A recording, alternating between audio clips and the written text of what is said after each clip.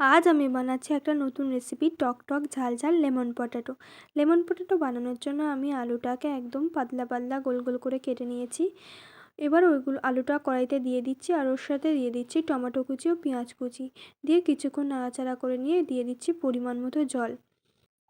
জল দিয়ে কিছুক্ষণ নাড়াচাড়া করে ওর উপরে দিয়ে দিচ্ছি স্বাদ মতো লবণ, গোলমরিচের গুঁড়ো, কাঁচা লঙ্কা কুচি ও লেবু পাতা কুচি।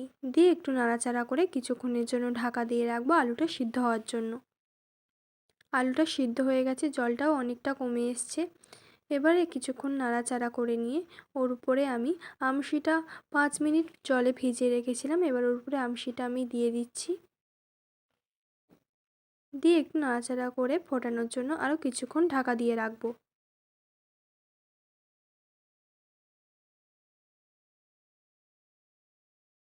আমার এটা হয়ে এসছে, এবার একটু উপর থেকে ধনিয়া পাতা ছড়িয়ে দিয়ে নাড়াচাড়া করে নামিয়ে নেব।